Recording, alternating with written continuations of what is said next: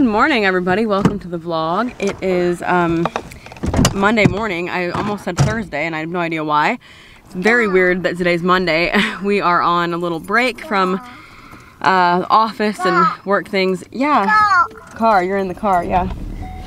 So we're on a little break from work. We get you know, I mean, we'll still do stuff from home, obviously planning for the weekend and everything, but we get usually whatever the school gets, we get like some variation. I mean, we don't like, obviously never, you know, we don't get like a whole summer off and stuff like that, but you know, we get like, we try to do like little spring breaks and stuff, which I think is really nice, and it's actually really helpful, a little refresh. These days we don't have as many office hours we have to go to, but it's just nice, you know, like we don't have a meeting this morning. I was able to go out to a meeting, or go out to an appointment, so just kind of gives you a little bit more of that time to go and do things. But so anyway, yes, I was, and there I was thinking about it. So today, long story short, we went to the our first OB appointment. So in IVF, you get switched over to your OB. A lot of people don't realize that, but you get switched to your OB around this time. So we were released from the IVF doctor right before 8 weeks, and so now I'm 9 weeks, 2 days, and have been released from the IVF clinic, so I'm now at an OB. And my OB likes to see you a little bit earlier. I think some don't even see you till like 12 weeks, but at mine they see you at like 9 or 10, and then they're gonna see me again in a couple of weeks. That's, I think, only because I actually see 2 different OBs, and you kind of have to get established at both of them. You know, you kind of go in for that first appointment at both of them and all that. And the reason they do that is because whoever's on call, basically, when you go into labor. But I kind of have a different situation this time. So if you guys have been following for a while, last time with Zion, in 2021, I was determined to have a medication-free natural labor, and I honestly think I probably could have done that. I know people would argue me. He was big. I know I even have family members that tell me like, you would have never done it. But I promise you, I really think I could have done it. Even though he was 8 pounds 11 ounces, people do it all the time. That is not that big. It's big, but it's not that big. I mean, people definitely have vaginal births with babies that size all the time. But I was induced, and that is, you know, something I've gone back and forth on, if I even kind of wished I hadn't done that or whatever. But at the end of the day, I think what needed to happen is what happened. In IVF, if you let a pregnancy go over too long because you know your due date, the placenta can start to have issues, and there can actually be problems. So maybe that was why. Maybe I needed to be induced. You know, maybe that was the right choice at that time. I thought that it definitely was. I was induced at 40 weeks exactly. It was literally my 40th week on the day that I was induced, and I had a wild labor.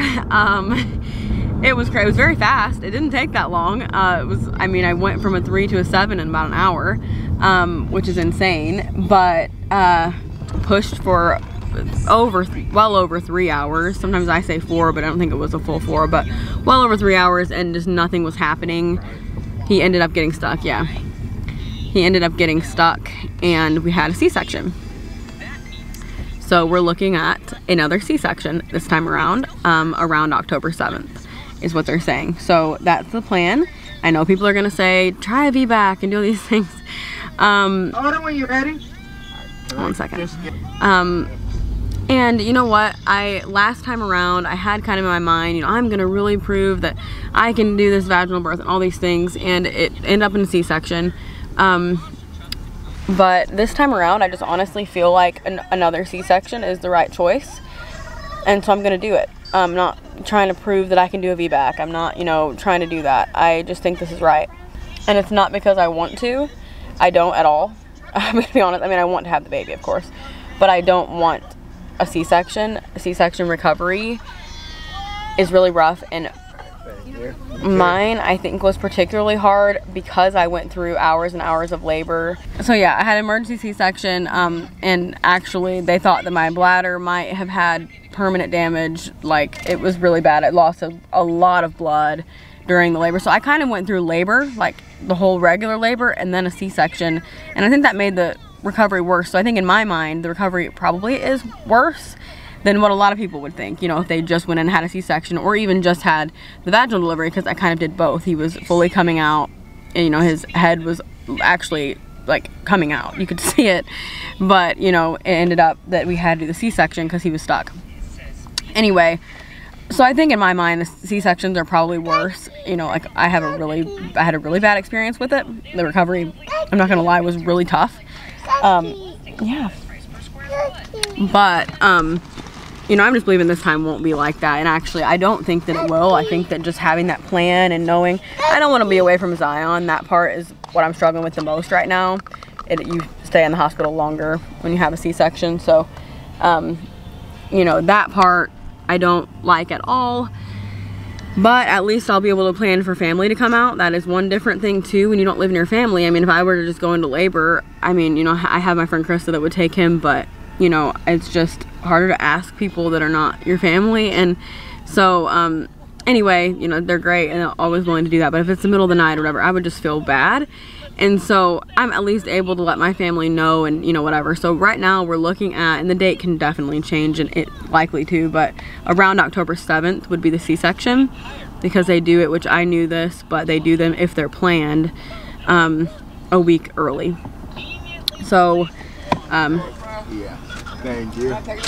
So I'll be 39 weeks when we do the C-section, and I feel good about it.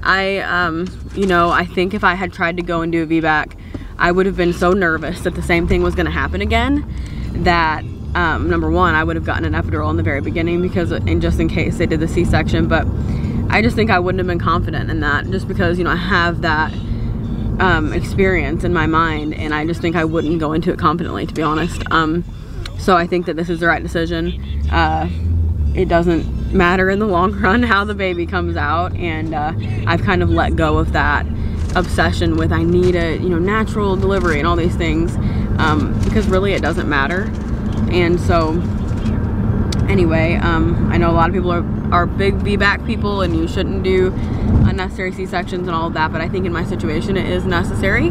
I just don't feel comfortable with a VBAC at this point. And so another thing is, I probably won't give birth to very many more kids. This is our last embryo, and so unless God does something, and I believe that he can do that, I will probably definitely try to get pregnant naturally again. We'll talk about that in a video sometime. I would try to have one more baby naturally. With C-section, you're not really supposed to have more than that. But if I can't, which medically speaking they say that it's pretty much not going to happen, then this will be my last birth. And so it doesn't really matter as far as like if I wanted to have 5 or 6 births, then of course the VBAC would make sense. But in my situation, that's just unfortunately not going to happen. I would definitely like to have more, but we'll just kind of see, you know, if I do get pregnant naturally after at some point, that'll be great. But you know, anyway, so that's the update. The baby looked great, measuring 9 weeks 2 days and 9 weeks 3 days, kind of 2 different measurements, so definitely not behind, which is great. And because I'm 9 weeks 2 days today, so that's good. Look like a baby now, starting to look like a baby, and we're gonna see the baby again at the next appointment in 2 weeks. So anyway, it's really good, all good news, very thankful. In the back seat, the lighting is just not ideal, but we also went to our favorite coffee shop in that area, and I got one of their spring drinks, the Irish cream iced coffee. It's really good. We actually like it so much that we started getting the place that they order their coffee from, we started getting it from there too. So at home our coffee tastes very similar to this. But you want a straw? He's asking for a straw because we got fries. Let me blow on it for you, okay? Okay, so we are home, and actually I've been home for a while. It's like 4 o'clock, but you might hear a show in the background. Zion's watching that while he eats his dinner. But I just made some food. In the afternoons, number one, I get very tired, but also I get nauseous every afternoon. It's different than last pregnancy. Last pregnancy I would just get really hungry. It was a different feeling. It was like a super empty, like where you're almost nauseous because you're so hungry. This time it's actual nausea, but it's very mild. I mean, I never feel like I'm gonna throw up or anything. It's just kind of like that unsettled feeling. So I actually grabbed a Sprite. I never drank any kind of pop. I call it pop, I know.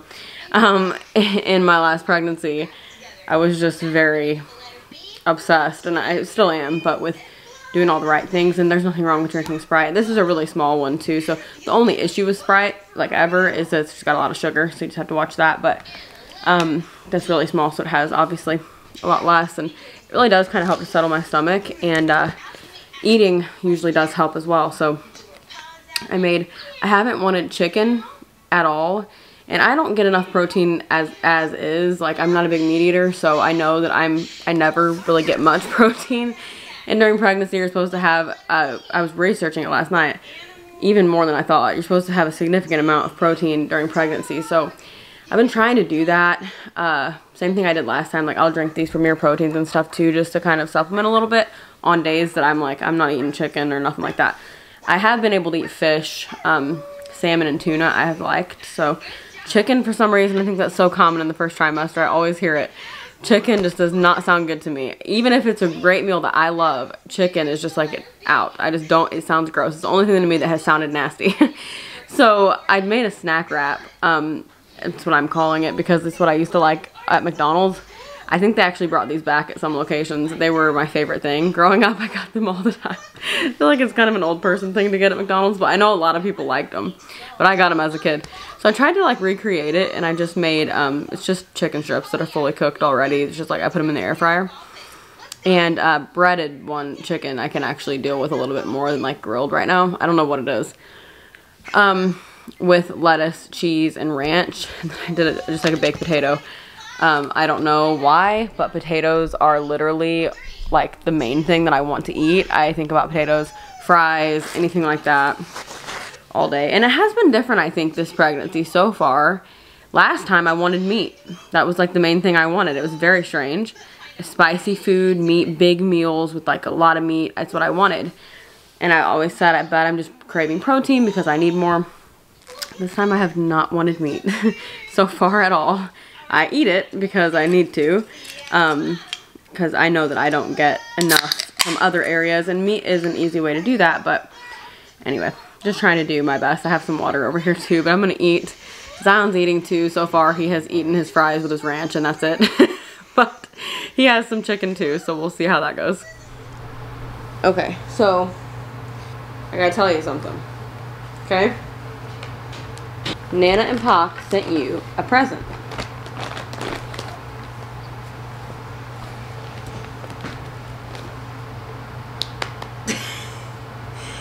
Yeah. You open it? Okay, let's open it. Yep. Opening it. Dada, thank you.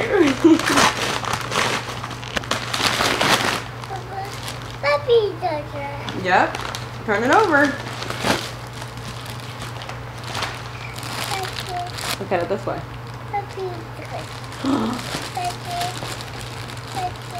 Gonna open it? Yeah, it's Blippi.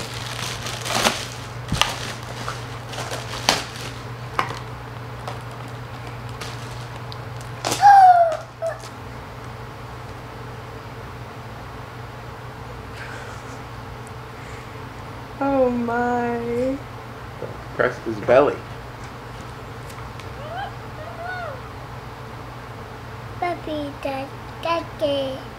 Blippi. Blippi has glasses, he said. Okay, so my parents sent Zion. We were looking on Amazon the other day, and Zion was with me looking, and he saw that, and he loved it. And he's like super into Blippi. Blippi is his favorite thing to watch. So, anyway, my mom wanted to buy that for him, because I told her that he liked it, and I didn't tell her that so she would get it, but I was actually going to get it for him, but she said she wanted to get it, so I just had her get that, which was really nice, and he's so sweet. He was so excited. But anyway, I just made a coffee, and I actually followed the recipe from a girl that I follow here on YouTube, Courtney Danielle. Hey. I love her vlogs and her grocery hauls. You wanna say hi? Hello.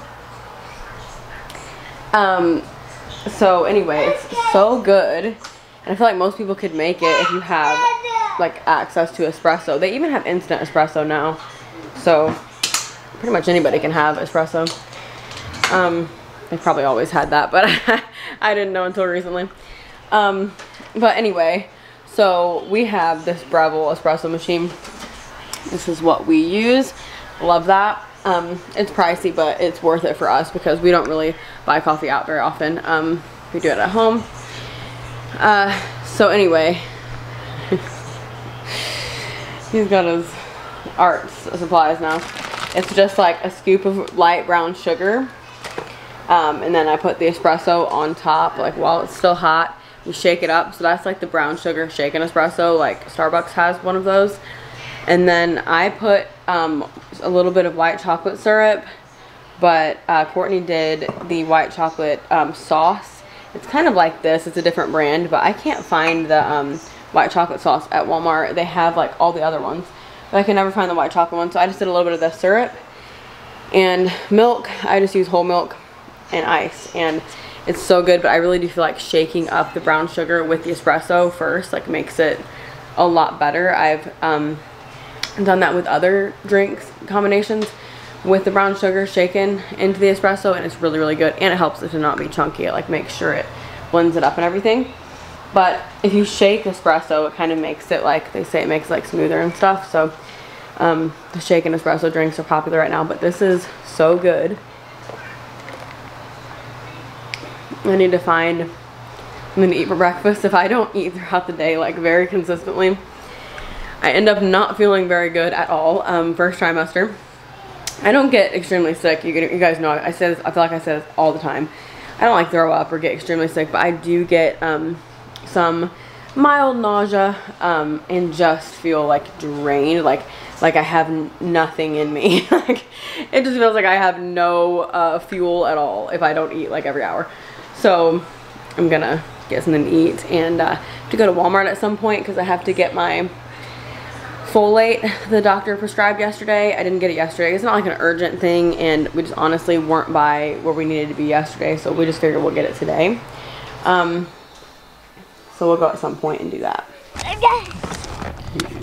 Where is hide it? I think he's done with it now. What do you want? Mama. You want watermelon? Mama.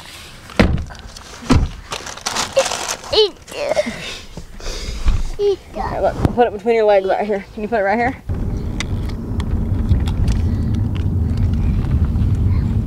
Mama.